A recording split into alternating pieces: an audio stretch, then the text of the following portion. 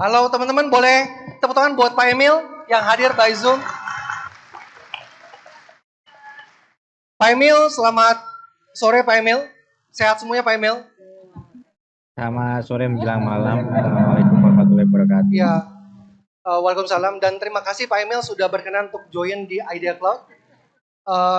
Pak Emil, saya tahu waktunya terbatas. Pak Emil boleh kasih masukan buat kita semua.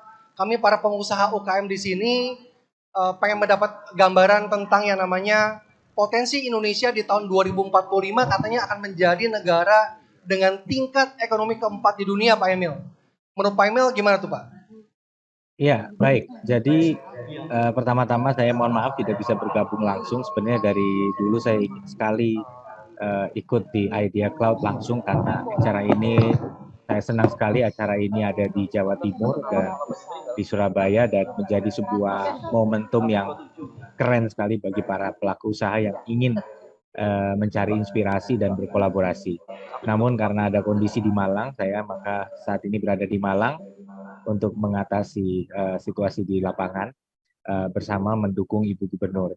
Namun demikian, izinkan kami sampaikan bahwa terkait 2045, visi 2045, ini kan banyak memprediksi bahwa Indonesia akan menjadi negara top 5 ekonominya dalam hal GDP. Sebenarnya saat ini juga kita sudah dekat dengan GDP kalau berdasarkan purchasing power parity. Artinya kalau harga barang di Jepang dengan di Indonesia tidak dianggap sama gitu. Jadi walaupun kita sama-sama dapat 1000 US dollar, di Indonesia dapat lebih banyak daripada di Jepang. Nah, itu GDP-nya dihitung pakai purchasing power parity. Peringkat kita sudah cukup lumayan peringkat kita untuk itu. Jadi saya belum lama ini menulis sebuah artikel di salah satu media Merdeka. Waktu itu mereka minta tulisan mengenai mengenai visi Indonesia 2045. Saya akan sampaikan sebagian ininya ya. Jadi intinya di dalam visi Indonesia 2045 ini memang kita melihat bahwa tantangan terbesar negara untuk keluar dari middle income trap adalah beralih menuju knowledge based economy. Nah, selama ini mungkin banyak yang mengandalkan sumber daya alam misalnya. Jadi kemudian sumber daya alam itu mulai diolah, kita punya pabrik yang dibangun untuk mengolah sumber daya alam yang ada di sini. Tapi sekarang seperti Jawa Timur ini sudah bergeser, kita sudah tidak lagi membangun pabrik karena Jawa Timur punya bahan baku. Tapi kita membangun pabrik karena Jawa Timur punya sumber daya manusia yang terdidik, terampil, punya ekosistem usaha yang mumpuni, punya supply chain yang memadai, infrastruktur yang baik, itulah yang menjadi, dan juga mungkin kota yang atau habitat yang nyaman untuk ditinggali sehingga orang-orang yang produktif dan inovatif senang berada di Jawa Timur. Itulah yang kita harapkan. Nah, oleh karena itu shifting ke knowledge based economy ini, knowledge based memang membutuhkan peningkatan SDM yang luar biasa. Nah, ini yang menjadi challenge yang kita hadapi. Contoh saat ini Indonesia ekspornya masih kalah dengan Thailand dan Vietnam. Tapi kalau kita cermati, Vietnam itu juga impornya banyak. Karena apa? Dia mengandalkan bahan baku dari luar dan dia memenuhi pangsa pasar luar negeri. Jadi importing and re-exporting. Nah, inilah tantangan kita di Indonesia yang terjadi saat ini. Jawa Timur justru memiliki balance of trade yang defisit dengan luar negeri. Kenapa? Karena kita pabriknya Indonesia. Jadi pabrik-pabrik kita, jadi bukan konsumtif, kita beli bahan baku, beli mesin dibawa ke Indonesia untuk memenuhi kebutuhan di Indonesia. Nah, itu cuman kendalanya akhirnya karena barang yang masuknya lewat Jawa Timur, kesannya kita ini trade defisitnya tinggi. Padahal karena pabriknya numpuk di Jawa Timur, bahan baku kita mengandalkan dari luar negeri, tapi pangsa pasarnya lebih banyak dalam negeri. Nah, tantangannya bagaimana kita mendorong re-export, bukan hanya barang didatangkan dari luar untuk memenuhi kebutuhan dalam negeri, tapi juga banyak yang didatangkan untuk kemudian diri ekspor. Nah, untuk itu Jawa Timur berusaha membangun daya saing yang bergerak dari sumber daya manusia yang sekedar upah murah atau kemudian juga sumber daya alam, kita bergeser kepada daya saing infrastruktur, daya saing kompetensi. Inilah sebabnya pendidikan vokasi kita dorong. Salah satunya adalah dengan mendorong angka indeks pembangunan manusia dan angka partisipasi sekolah. kita dorong supaya angka itu bisa meningkat dan salah satunya dengan kebijakan memberikan bantuan biaya operasional pendidikan kepada SMA-SMA dan SMK-SMK vokasi sehingga tidak ada kendala biaya bagi mereka yang ingin bersekolah di sekolah negeri. Yang swasta pun juga kita berikan akses kepada dana tersebut untuk meningkatkan kualitas dan mengurangi beban SPP yang mereka bebankan kepada siswa. Ini salah satu contoh bagaimana kami mencoba membangun Jawa Timur ini lebih kepada human resource dan daya saing, bukan sekedar ketersediaan sumber daya alam. Nah, untuk menuju ke visi 2045 tidak ada pilihan lain selain keluar dari middle income trap. Kalau kita tidak keluar dari middle income trap, ini kita akan sulit. Kita sudah melihat bagaimana Indonesia yang dulu dikatakan negara yang kaya sumber daya alam, ternyata sekarang saja sudah menjadi importir minyak. Harga minyak dunia bergejolak, kita pun juga kesulitan. Inilah sebabnya kita harus membangun kemandirian teknologi. Nah, pertanyaannya, who can build technological independence atau technological sovereignty? Apakah swasta, apakah government? Nah, ini sebenarnya perlu kolaborasi dari dua belah pihak. Contoh misalnya kita dengar akan dibangun petrochemical, walaupun dengan dinamika global, Rusia dan lain sebagainya, ini masih menjadi tanda tanya. Tetapi kita berharap bahwa dengan progres yang sudah dicapai saat ini, dalam penyiapan kilang minyak Rosneft di Tuban misalnya, harapan kita tentu itu akan tetap berjalan. Begitu pula smelter Freeport yang akan menghasilkan copper cathode, dan kalau di Tuban akan menghasilkan petrochemical. Turunan dari produk petrochemical itu sebenarnya adalah obat. Turunan dari copper cathode itu banyak produk-produk yang bisa dikembangkan di sana.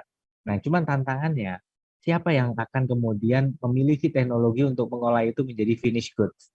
Inilah yang saya harap sebenarnya entrepreneurs ini kemudian bisa membangun capability itu. Memang dulu kalau zamannya Pak Chung Hee di Korea, dia membangun apa yang disebut sebagai chaebol itu ya. Jadi chaebol itu adalah konglomerasi-konglomerasi besar yang memang diberikan privilege untuk kemudian mereka bisa menjadi driver ekonomi. Tapi hari ini knowledge is much more democratized sebenarnya. Dan ada peluang-peluang besar untuk menjadi lebih kreatif justru dengan membuka pintu seluas-luasnya kepada berbagai entity. Nah, inilah yang kita harapkan bisa menjadi tulang punggung kita menjelang 2045, bagaimana meningkatkan value added di dalam negeri. Nah, ini memang nggak gampang. Nggak semua perusahaan mau membuka rahasia perusahaannya. Kemudian mereka nggak serta-merta mau memindahkan proses yang paling value added dari luar negeri ke dalam negeri.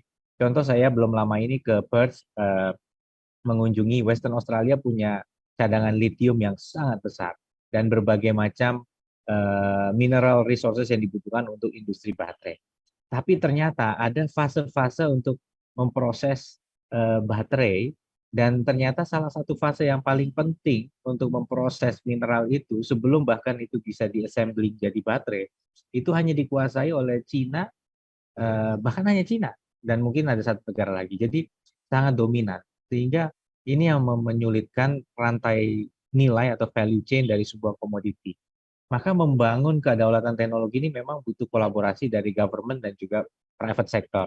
Kita berharap bahwa kerjasama private sector dengan perguruan tinggi bisa kita bangun. Banyak research yang dikerjasamakan antara perusahaan dengan private sector. Sebenarnya sudah ada superannuation tax yang merupakan insentif yang diberikan apabila perusahaan membiayai riset di lembaga pendidikan tinggi. Risetnya boleh untuk keperluan sendiri, tapi kemudian itu bisa tax deductible, kira-kira begitu. Nah, ini karena kendala waktu, saya nggak bisa terlalu panjang. Saya mudah-mudahan apa yang saya sampaikan tadi ini bisa menjadi sedikit referensi untuk kemudian kita bersama-sama mendorong agar kita bisa menjadikan Jawa Timur sebagai lokomotif untuk bisa keluar dari middle income trap. Tidak lagi terbatas kepada mengolah sumber daya alam, memberikan value added, atau mengandalkan cheap labor. Tetapi kita harus bergeser kepada teknologi. Dan untuk membangun teknologi, ini tidak bisa hanya sepihak. Kita harus punya perseverance, keberanian, dan memang napas harus kuat, karena tentunya itu melibatkan modal. Nah, disinilah kolaborasi antar pihak, afirmasi, ini bisa membantu kita untuk mengatasi hal tersebut. Pada saat COVID, kita pernah meluncurkan program namanya Belanova. Apapun yang diproduksi dari dalam Jawa Timur, kita akan coba membeli inovasi tersebut walaupun belum perfect.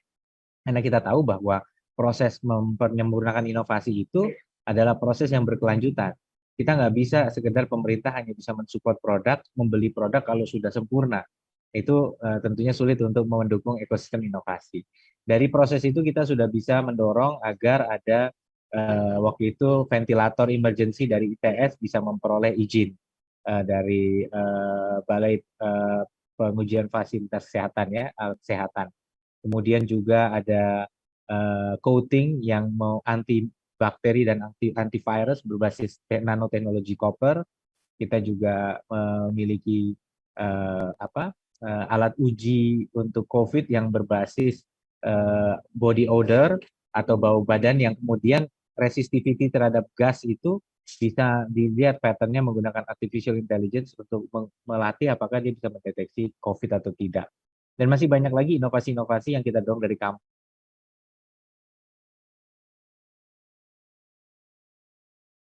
Pak Emil, Pak Emil, Pak Program Emil. belanja inovasi dengan Pemprov. Ya, Pak masih tersambung? Emil suaranya. Tadi Ya, freeze ya. silakan Pak. Ya tadi freeze Pak, silakan Pak. Baik, itu yang bisa saya sampaikan. Sekali lagi terima kasih untuk Idea Cloud dan semoga sukses semuanya. Mohon doanya juga, kita berduka atas tragedi yang terjadi di Kanjuruhan dan mudah-mudahan semua korban yang luka ini bisa disembuhkan, keluarga diberikan ketabahan dan yang meninggal mendapat tempat terbaik di sisi Tuhan Yang Maha Esa. Terima kasih. Assalamualaikum warahmatullahi wabarakatuh.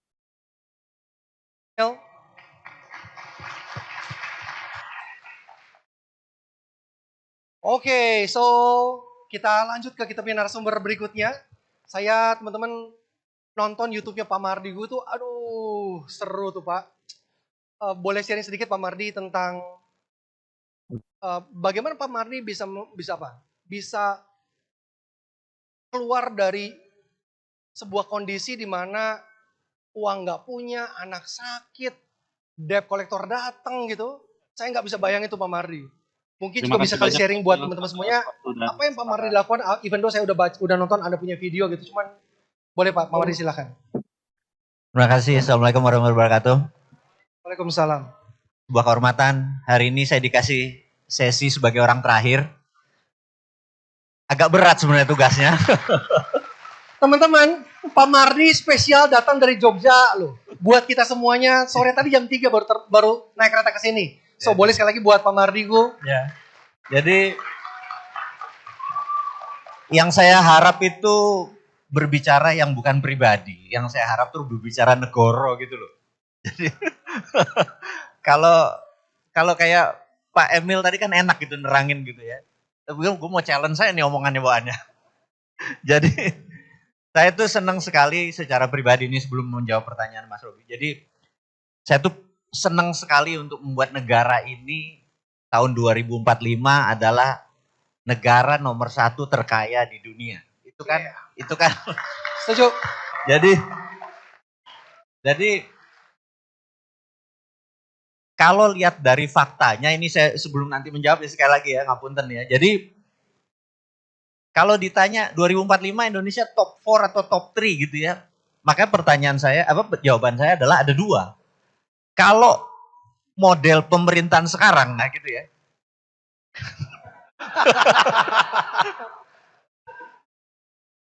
Jadi kita ini pengen main di Liga Champion gitu ya. Tapi nggak ada Ronaldonya, nggak ada Messi-nya, nggak ada De Gea-nya, ngerti nggak? Jadi begitu lihat susunan kabinetnya saya lemes Pak. Ini tarkam kayaknya nih. Nah, itu kritikan sehingga jadi saya ini memanfaatkan momen kali ini untuk membakar teman-teman supaya punya rasa curiosity dan ngamuk untuk membuat Indonesia menjadi negara superpower gitu loh. Itu niatnya gitu ya. Nah, jadi kita lihat bahwa Xi Jinping itu jadi presiden adalah 2013. Bener nggak? Narendra Modi itu jadi Perdana Menteri India itu 2014. Growth-nya, GDP negaranya dari 2000 ke 3000 triliun. Jadi dia 8%, 8%, 8%, 8%. Kalau Xi Jinping saat ini 19 triliun, angkanya 19 triliun atau 19.000 billion. Itu waktu Xi Jinping jadi presiden itu 9 triliun dolar GDP negara Tiongkok. Naiknya 10 triliun dolar.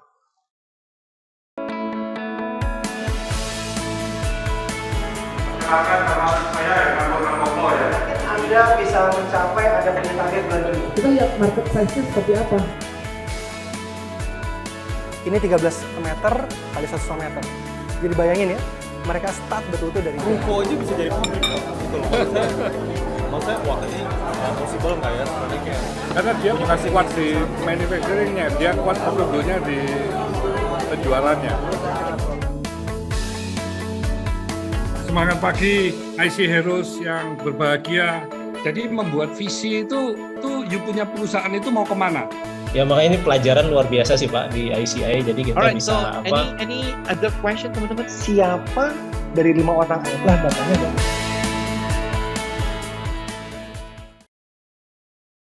Kalau ditanya kena COVID juga, kena masalah juga, India juga sama kayak Indonesia. Kenapa Indonesia naik dari 900 billion dolar ke 1,1 triliun? Ngerti nggak? Ini minta 3 periode lagi saya lemes Pak. Jadi ini kurang ajarnya seorang bosman, ngapunten. Saya membuka di awal itu supaya pada bangun gitu loh. Iya kan? Tapi kita nggak bisa salahin karena kita belum kontribusi. Bener nggak? Gitu. Nah kita apa nih yang bisa teman-teman berseribu di ruangan ini dan 5.000 ada di online. Kita buat apa? Kalau kita cuma duduk-duduk tok, hura-hura doang. Ayo dong kakak kamu bisa. Pulang pusing Pak. Kita nggak mau kayak gitu ya. Nah itu nanti ke sana. Sekarang saya jawab pertanyaannya Mas Robi, terima kasih. Jadi ada satu periode saya, mungkin beberapa teman ini yang pernah nonton, pernah tahu. Jadi saya pernah merasa, saya pulang haji tahun 96, terus di tempat haji itu saya menghajikan nenek saya, satu dari pihak ibu, satu dari pihak bapak.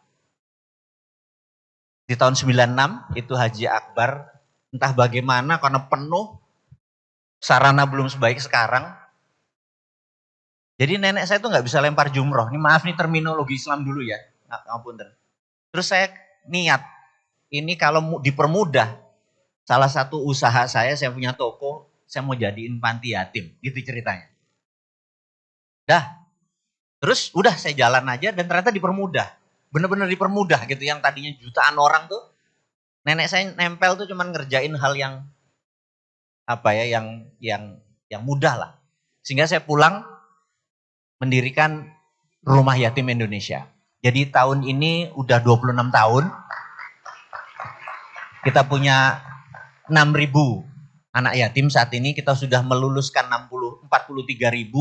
Anak-anak saya cukup banyak gitu ya. Nah, saya merasa hari Senin, saya Senin Kemis. Poso ya, bukan Senin nyeneni, Kemis ngemis, itu bukan ya. Jadi, terus merasa tertib iman gitu ya. Bersedekah segala macam. Di tahun 99, di tahun 2000 itu terjadi hal yang cukup aneh gitu. Karena saya punya pabrik kalsium karbonat, itu tahu-tahu kena gempa patah itunya, tanurnya. Kemudian kapal saya kirim ke Samarinda, karam, money changer saya kerampokan, beruntun terus, rugi gitu ya. Sampai minus. Harus jual segalanya. Pada saat itu kan kita murka, saya sih ya. Yang tadinya saya bilang, ya Allah engkau segalanya, maha cinta dan lain sebagainya, bermuji-muji. Lama-lama maksud lu apa bos gitu ya. Maaf nih ya. Ini kalau rekening udah minus, bener gak? Ya. Tanggal 20 udah gak bisa bayar listrik. Begitu kita nanya Ustadz, saya Pak Ustadz begini-begini, udah sabar, nanti aja ada hikmahnya, bener gak? Ya Allah Pak, lu ngomong hikmah hidup lu dari tangan di atas gitu kan. Ini maaf ya. Hidupnya dari sumbangan kan. Ini Iya. emosi Pak, ini orang emosi. Jangan tiruin saya gitu ya. Jadi, terus ada satu momen yang ya marah saya. Marah Kanjeng Gusti itu. Allah ya saya marah ya. Boleh ya, maaf ya. Anda jangan pernah marah sama Allah, biarin saya aja. Jadi yang tadinya sholat, saya tinggalin sholat. Yang saya tinggalin udah lalu. Saya merasa tertib iman. Gue punya panti yatim. Anda kalau cek di mana-mana rumah yatim gitu kan. Saya pembinanya, bikin yang sekarang. Saya merasa sudah kontribut. Merasa udah tangan di atas. Merasa nggak mungkin saya belangsak juga tuh hidup saya gitu ya.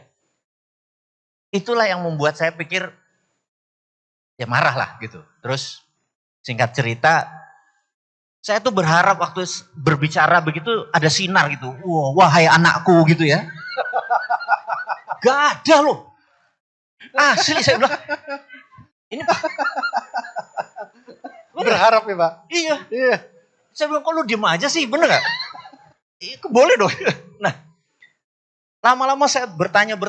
Mungkin saking kencengnya kita berdoa, singgah sana Tuhan tuh goyang juga kali. Maksudnya apa ini anak ini, bener gak?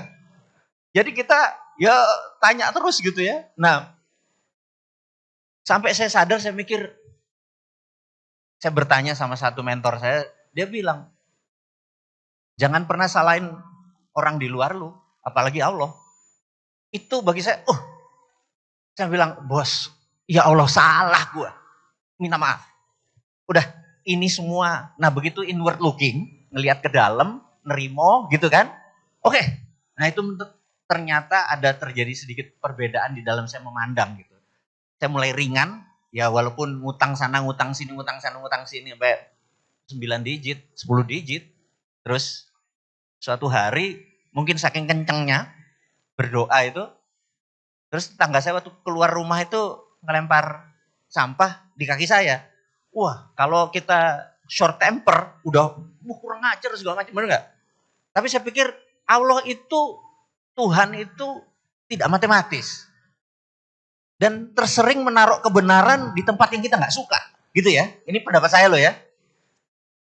Saya pikir, apa ya, saya buka tuh. Saya buka, judul, ada sebuah workshop di Sydney. Judulnya Millionaire Mindset Bootcamp di Sydney, Australia. Saya pikir, cuman ngomong, bos, maksudnya ini, bener gak? Jadi, oke.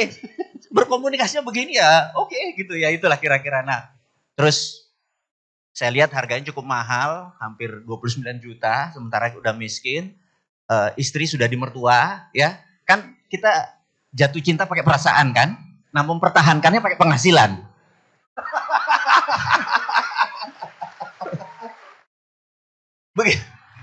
Begitu penghasilan udah minus, bini ke mertua, bener gak? Ya sudah, memang faktanya begitu. Terus saya lihat, wah ini berangkat gak ya? Terus saya lihat mesin bordir istri saya pengusaha busana muslim, tak jual aja, bener gak? Saya tuh punya prinsip, if you never throw the dice, you will never have a six. Kalau Anda gak pernah lempar dadu, Anda gak pernah dapat yang terbaik gitu ya. Saya pikir, lempar gak nih, bener gak? Asik, katanya bener gak? Jual aja tuh barang-barang gitu kan. Berangkat, 7 hari, di sana, saya lompatin lagi, begitu pulang, Jawa Timuran kita keluar. Mek ngono tok, mosok sih, bener gak? Ternyata perkataan men-challenge tadi itu dianggap gak percaya. Ya sama seperti Mas, Anda percaya gak kalau berdoa sama Tuhan, minta 10 miliar di rekeningmu malam ini? Enggak. Iya, tapi dari mana ya? Gue kan cuman gitu, ngerti gak? Iya. Jadi Anda yang meng-cancel doa Anda sendiri. Iya. Jadi tersering itu. Jadi bisa gak kita tidak meng-cancel doa? Percaya, bener gak? Wah, ini belajaran jadi nabi nih, saya pikir gitu, bener gak? Ini kan percaya sama Gusti Allah 1000% kan cuma nabi kan? Oke. Nah, ya saya pikir saya nggak masih jalan nggak ya? Masih nggak percaya. Kebetulan dulu saya adalah pegawainya Pak Sandiaga Uno Di tahun 90-an Roslani itu adalah pegawai saya. Begitu saya bangkrut, saya menjadi pegawai dia. Jadi ini cerita panjang nih urusan sama Sandi sama Rosan nih. Sama Rekapital dulu, refund Rekapital. Suatu hari dia telepon saya, "Mas, saya ada masalah. 150 pegawai saya itu S2 overseas-nya 60%. Nggak bisa ngelola dia, bisnis too fast. Anda kan asshole katanya gitu kalau ngelola manajemen. Mau nggak ngelola? Ya udah gitu kan. Namanya juga orang miskin, bener nggak? Jadi itu nyentrik ya teman-teman nih kalau cerita guyon kayaknya. Terus saya balik lagi ngantor. Sampai suatu hari anak saya nomor 2, waktu itu masih 4 tahun, namanya Fatur. Saya bilang, "Tur, tolong ambilin sepatu ayah," gitu. Terus anak itu diem. "Tur," ya kan kalau orang tua anak nggak denger nada ditinggiin kan. "Tur, sepatu ayah dong." Diem lagi. Temperatur kita mulai naik, bener nggak? Database kita udah bilang, "Kamu nih kita bekerja buat kamu nggak sopan," kan gitu kan? Saya pikir naikin saya. "Tur, denger nggak? Tolong dong ambilin sepatu ayah." Dia berdiri, dia pindah. Wah, tensi gue naik. Wah, langsung tak samperi. "Tur," dia ketakutan. Saya shock waktu kita ketakutan. Dan Anda, kalau posisi Anda ini superior. Anak Anda berikutnya bilang, anak nakal jadi ini, anak bareng nggak? Langsung saya turun begini. "Kenapa nak?" Ngerti nggak? Ini langsung sejajarkan seketika. Maaf nih, bukan pelajaran psikologi ya. Saya bilang, "Ada apa nak?" "Aku nggak pengen ayah kerja." Oke. Dalam hati, duitnya dari mana? Bener nggak? Tapi bukannya kita tuh, saya mikir, ini moment of greatness. Kamu apa? "Aku pengen ayah main layangan. Aku kan sepedanya roda 4, aku pengen bisa sepeda roda 2 gitu." Saya telepon sekretaris saya, Yola namanya. "Yol, aku nggak masuk. Bilangin Pak Rosan aku nggak masuk, Pak Sandi."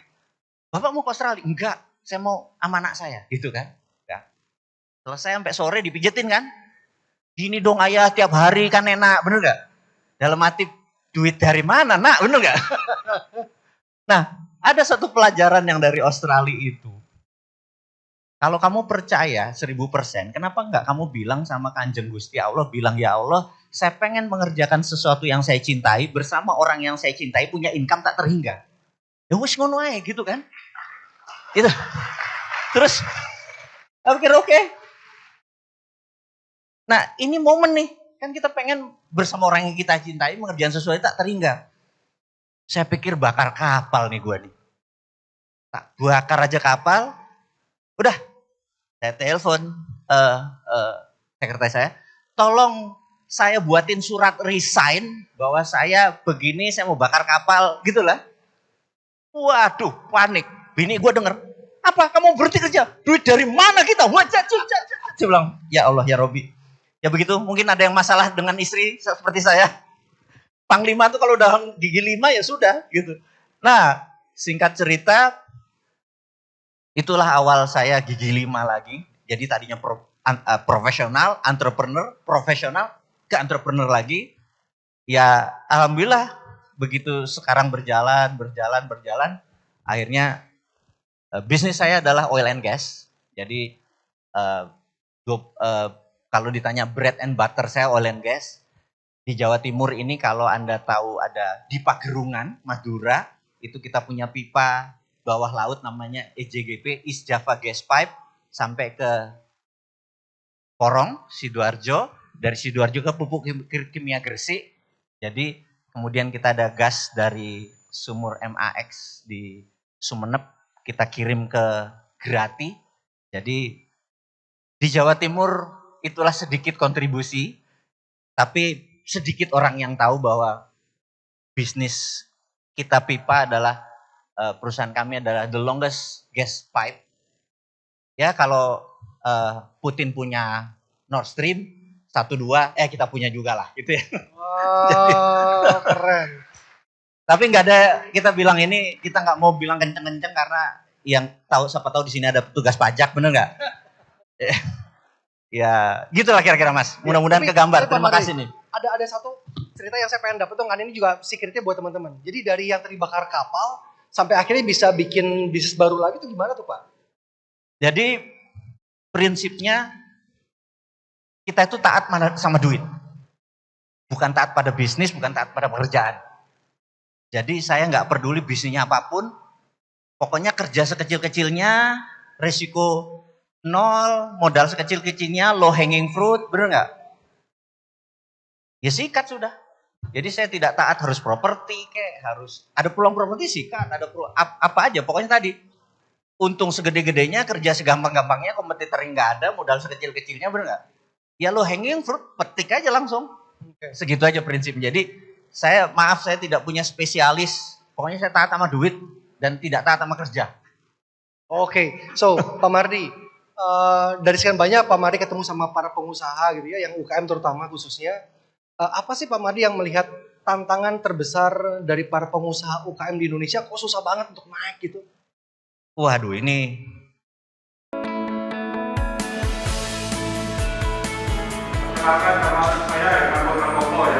Anda bisa mencapai ada punya target bulan Juni. Kita lihat market size-nya seperti apa. Ini 13 meter kali 1,5 meter. Jadi bayangin ya, mereka start betul-betul dari Ruko aja bisa jadi pabrik Pak. Gitu loh. Maksudnya wah ini possible nggak ya sebenarnya kayak Karena dia bukan kuat di manufacturingnya, dia kuat produknya di penjualannya. Semangat pagi IC Heroes yang berbahagia. Jadi membuat visi itu you punya perusahaan itu mau kemana? Ya makanya ini pelajaran luar biasa sih Pak di ICI. Jadi kita Alright, bisa so any other question teman-teman? siapa dari 5 orang lah datanya ada. Ini kalau saya cerita nanti ngomongnya ke negara lagi. Nggak apa-apa ya?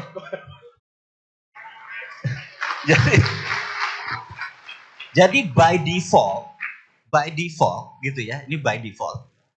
Dulu sebelum tahun IMF masuk 99-2000, kita itu boleh pinjem bank yang namanya project based loan.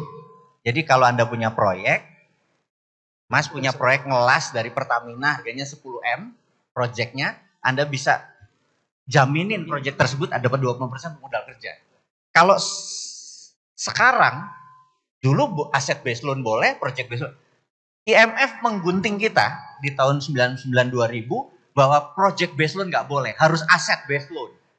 Selama Anda punya aset, project pasti dibiayai. Nah, ini kita terjadi pemiskinan by system. Jadi karena itu kalau new mine nanti jadi, project based loan akan kita adain lagi. Kenapa? Pengusaha UKM punya 5 cabang ayam geprek, tempatnya nyewa. Mau buat ke-6, modalnya dari mana Mas? Karena asetnya nyewa, nggak punya aset based loan. Tetapi kalau dia punya project kayak tadi, dia bisa dinilai karena dia punya equity kan, punya omset gitu loh. Ini kita hanya 7% pengusaha yang saat ini punya jaminan. Yang 93 jaminannya ya mertua punya, calon mertua. Karena itu banyak sekarang suka macarin banyak orang tuh karena ngarepin. Ngawur nih bosen nih. Kira-kira Mas ya, kita dibuat guyon aja Bel daripada bosen mereka. Siap. Nah teman-teman saya buka untuk satu pertanyaan. Boleh ke mic sebentar ya, ke mic, oke. Ada mana ya? Ya sebentar ya yang di belakang dulu. Sebelum ke yang nomor 1 ya, yang di mic, Pak Mardi. Ada nggak sih hubungan antara yang namanya bisnis dengan pembelajaran yang memang dan pengalaman yang masih rendah sebetulnya? Bisnis itu kalau dihubungkan dengan pembelajaran, mungkin kecil bahwa begitu Anda belajar Anda lebih kaya. Bagi saya ya. Bisnis itu related dengan how hungry you are. Seberapa lapar lu. Gitu. Jadi saya punya mentor bisnis, juga partner bisnis saya.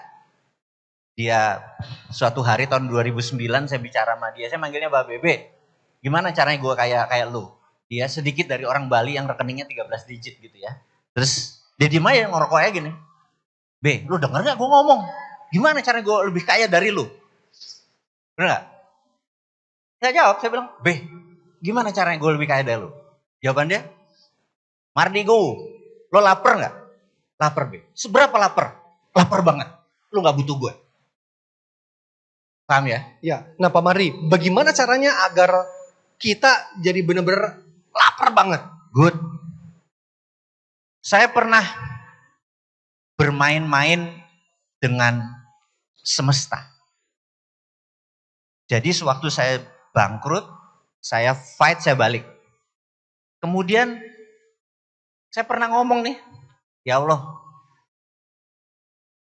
ada kata-kata versi saya nih. Saya bertuhan nih agak nyentrik nih. Saya bilang, saya punya rumus sendiri. Ujilah imanmu sebelum imanmu mengujimu. Bener gak? Nah ini dalam nih. Ini gak ada pendeta manapun yang ngajarin nih.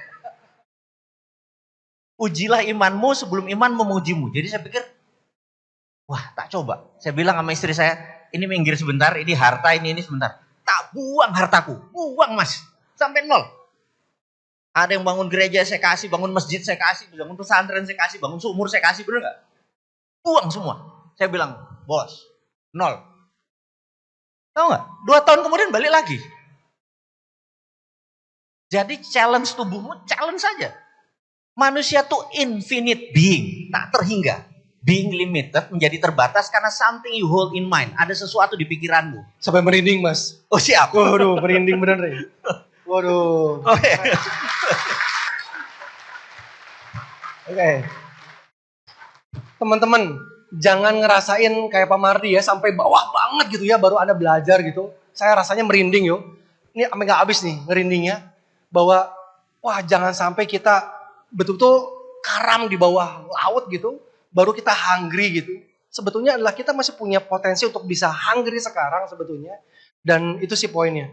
Thank you Pak Mardi, ada 2 pertanyaan, yang belakang dulu deh, silakan. Tes, ya terima kasih kesempatan yang diberikan oleh saya. Nama saya Arisyanto dari usaha optik kacamata Cahaya. Yang saya mau tanyakan yaitu bagaimana saya mendapat informasi sosial media Pak Marhadiku ada usaha bisnis di Singapura tentang pipa gas. Yang saya mau tanyakan bagaimana cara melihat peluang atau sampai terpikirkan buka bisnis pipa gas di negara Singapura. Kemudian apabila boleh mengetahui apa yang paling Bapak banggakan dalam pencapaian karir selama ini. Terima kasih. Yang kedua apa? Apa yang paling Anda banggakan? Iya. Oke. Jawab dulu ya. Mas, terima kasih pertanyaannya. Mas, pertama saya mau Anda bayangin ya. Kalau Anda punya anak 6.000 mas, Anda kasih makan 30.000 sehari, wajar nggak? 30.000 dikalikan 6.000, itu biaya per hari, dikalikan 30 hari, itu 5,6 M. Kadang-kadang hidup kita ini kalau dari sumbangan cuma dapat 1 sampai 2 miliar. Jadi kurang. Benar nggak? Kurang, asli kurang. Nah, saya tuh mikir, kalau Pak Hermanto sih, jangan contohnya, jangan dia ada kecanggihan. Kalau Anda punya uang 1 miliar profit tahun ini, begitu Anda ambil pajak charge Anda 25%, benar nggak? Kalau Anda punya 100 M, net profit untuk Anda tarik tuh 25% buat gayus, bener nggak? Gua ngomong cerita mantan gua buat Sri Mulyani kan gak enak kan? Jadi saya merasa di Singapura cuma 11%, selisihnya 14%. Jadi saya bikin perusahaan Singapura sebagai holding, saya akuisisi perusahaan yang di Indonesia, sehingga profitnya giring ke Singapura, pajaknya hanya 11%, yang 14% saya kasih buat anak-anakku. Supaya kita nggak tangan di bawah. Jadi, ya itu cuma akal-akalan Pak. Karena kalau nggak anak-anakku lapar Pak. Dan alhamdulillah sudah hampir 26 tahun saat ini, ya begitu. Tiap bulan kontribusinya. Mudah-mudahan berkenan, bukan saya mau tidak nasionalis. Tapi anak yatim terlantar ini kan harusnya hak negara. Nah negaranya sibuk kampanye ya. Ya sudah. Bosman gigi 5 aja bener nggak? Ya itu kontribusi Pak. Kita juga nggak komplain sama yang di atas gitu. Oke, mudah-mudahan dapat ya. Terima kasih. Thank Lanjut. you. Yang terakhir, Apa yang dibanggakan Pak Oh, selama ini Pak? maksudnya banggain? Karir Pencapaian. Bapak, pencapaian Bapak selama ini Pak. Saya Yang paling ini banggakan. 6 tahun kuliah dikuliahi oleh negoro. Jadi di tahun 85 saya tamat SMA, selama 6 tahun saya kuliah di Amerika sebagai kamso, come from deso. Bapakku cuman pensiunan angkatan udara pangkatnya kapten, gak mungkin sekolah ke luar negeri. Dulu Pak Habibie itu nyekolahin anak-anak ke luar negeri. Saya bercita-cita ingin sekolah ke luar negeri, saya pede, saya daftar sekolah tapi maunya ke Amerika. Alhamdulillah, toto dipanggil, dimaki-maki, disalah-salahin karena lu ngimpi aja masih pakai bahasa Jawa, bahasa Inggris 6, matematik 6, mau ke Amerika mikir, wah pejabatnya marah-marah. Udah selesai marah-marah, lu berdua berangkat ke Amerika. Seneng kita. Jangan bangga dulu ya, Anda berangkat bukan karena pinter. Ada 6 tempat ke Amerika yang daftar cuma kalian berdua.